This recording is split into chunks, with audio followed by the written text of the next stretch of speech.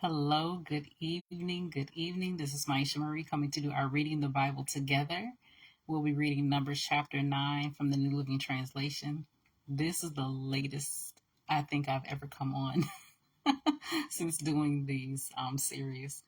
But nevertheless, we're going to get started and we're going to get this done. So, Numbers chapter 9, New Living Translation. A year after Israel's departure from Egypt, the Lord spoke to Moses in the wilderness of Sinai. In the first month of that year, he said, "Tell the Israelites to celebrate the Passover at the prescribed time, at twilight on the 14th day of the first month. Be sure to follow all my decrees and regulations concerning this celebration." So Moses told the people to celebrate the Passover in the wilderness of Sinai as twilight fell on the 14th day of the month. And they celebrated the festival there, just as the Lord had commanded Moses. But some of the men had been ceremonially defiled by touching a dead body, so they could not celebrate the Passover that day. They came to Moses and Aaron that day and said, "We have become ceremonially unclean by touching a dead body. But why should we be prevented from presenting the Lord's offering at the proper time with the rest of the Israelites?" Moses answered, "Wait here until I have received instructions for you from the Lord." This was the Lord's reply to Moses. "Give the following instructions to the people of Israel. If any of the people now or in the future, in future generations, are ceremonially unclean at Passover time because of touching a dead body, or if they are on a journey and cannot be present at the ceremony, they may still celebrate the Lord's Passover.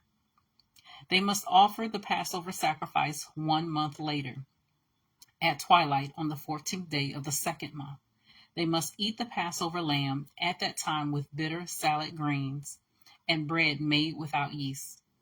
They must not leave any of the lamb until the next morning, and they must not break any of its bones. They must follow all the normal regulations concerning the Passover. But those who neglect to celebrate the Passover at the regular time, even though they are ceremonially clean and not away on a trip, will be cut off from the community of Israel. If they fail to present the Lord's offering at the proper time, they will suffer the consequences of their guilt. And if foreigners living among you want to celebrate the Passover to the Lord, they must follow these same decrees and regulations. The same laws apply both to native-born Israelites and to the foreigners living among you. On the day the tabernacle was set up, the cloud covered it.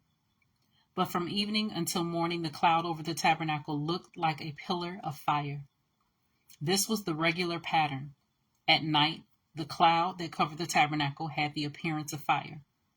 Whenever the cloud lifted from over the sacred tent, the people of Israel would break camp and follow it. And wherever the cloud settled, the people of Israel would set up camp. In this way, they traveled and camped at the Lord's command wherever he told them to go.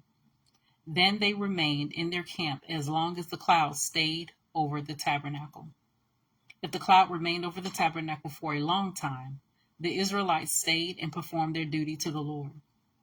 Sometimes the cloud would stay over the tabernacle for only a few days, so the people would stay for only a few days, as the Lord commanded. Then at the Lord's command, they would break camp and move on. Sometimes the cloud stayed only overnight and lifted the next morning.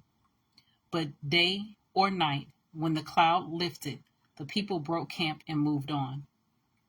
Whether the cloud stayed above the tabernacle for 2 days, a month, or a year, the people of Israel stayed in camp and did not move on. But as soon as it lifted, they broke camp and moved on.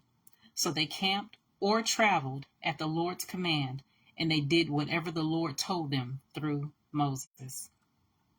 So that was Numbers chapter 9 from the New Living Translation. And as always, continue to search the scriptures daily to see what is true. Allow Holy Spirit to illuminate the word to your heart, to your mind, to your soul, bringing knowledge, understanding, wisdom, and most of all, revelation of who God truly is his true nature, his true character, and how much he truly, truly loves you. You guys take care. God bless, and we'll see each other tomorrow.